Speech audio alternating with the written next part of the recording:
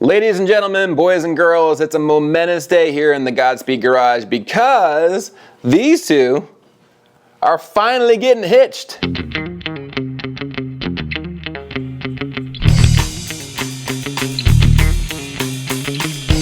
Now, the reason why I'm putting these two together before I install them in the car is because this 4L80E is a beast. It's almost bigger than the engine, and it's kind of hard to finagle it in there, and I kind of don't really have a set spot where it's going to be mounted and everything. So I'm going to have to kind of like build around it. Plus, I don't have a lift, so it's hard to get my car high enough to be able to get the 4L80E on my transmission jack up under there, and there's no way in the world I'm going to try to bench press this thing by myself and try to get it up in there in position. It's just easier to do it this way. Put it on the cherry picker, install it all together. So the first thing we'll do is install the flex plate, and this flex plate is directional. You'll see stamped on it the engine side. Make sure that goes towards the engine. And obviously you want to make sure this is clean because this is going on here hopefully for the last time. We will apply blue Loctite to each of these bolts, and for no particular reason I'm going to go in a cross pattern. Just hand tight at first, and then according to the book there are 3 phases to torque this down. Step 1 is going to be 15 foot-pounds, again in a star pattern. And then step 2, the second pass, is 37 foot-pounds. That's a random number. And then for the third and final pass, you're gonna go to 74 foot-pounds, and you'll probably need to block your flywheel from turning. So I just installed this screwdriver through a hole to hit against the engine block, which is enough to hold 74 foot-pounds. Real quick tech tip though. If you are using an aftermarket flex plate that's different than the stock style, or an aftermarket torque converter that's a little bit different than the stock one, or any kind of adapter or anything like that, you're gonna wanna make sure that the flex plate will mate with the torque converter without any problems. It should sit right on the ears with no gaps in there. If there is a gap, there's a bit of a hang up in there, and you're gonna wanna address that before you put it all together, because you don't want that binding up once we bolt everything together.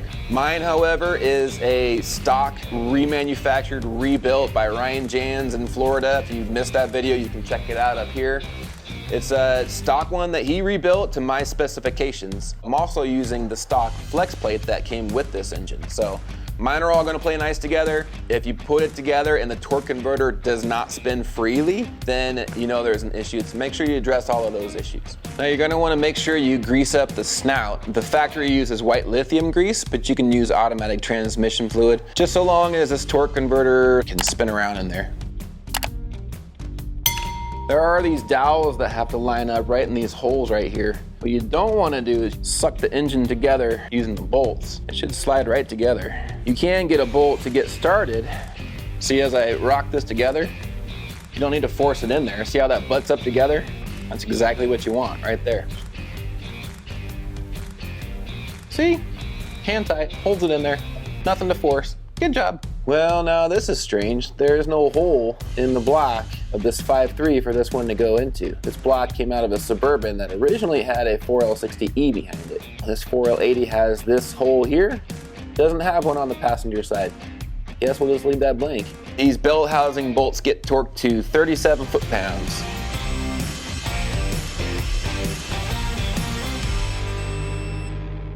Now that we got the transmission and the engine bolted together, now we can check our torque converter spacing.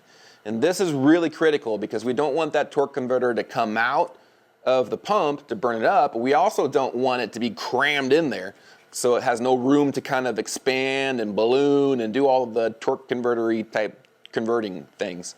And to do that, there's a real simple trick. You're just gonna use some drill bits. The spec on this spacing is somewhere between 3/16 and 1/8, maybe closer to 1/16. So we're gonna take these drill bits and put them between the bolt flange ears on the torque converter and the flex plate. As you can see on mine, the 1/8 inch has a lot of gap in there. Let's try the 3/16. This one has a bit of a gap too, so here's how we're gonna remedy that.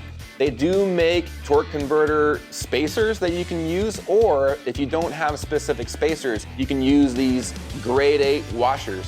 So now as we stick the spacer up there, now the 1/8 inch drill bit fits in there nicely. It's got a little bit of a play. Let's try the 3/16.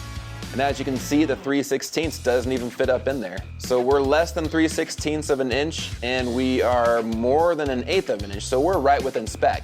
One thing to think about, if you need to go more than a couple of spacers, that's a pretty big gap and you shouldn't need to, but if you do, you might want to reconsider the bolts you're using because you got to get enough threads to go into those flanges on the torque converter. And also, don't forget, on these bolts, you want to make sure you're using Loctite. You do not want these coming loose and flying apart inside your engine and tearing up your torque converter. That'll be a really bad day. So use Loctite. Now, to get to all these torque converter bolts, you're gonna need to spin the crank. There's lots of ways to do that. They actually have tools that you can make. In fact, I picked one up at the swap meet. Check this special tool out. Yeah?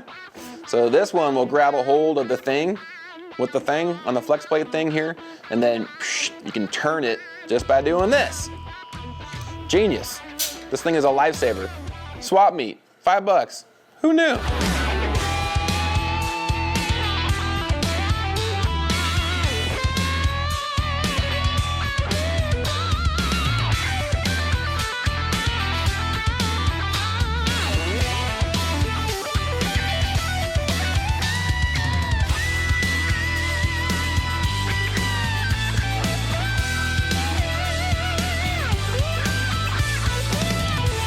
And these torque converter bolts get torqued to 44 foot-pounds.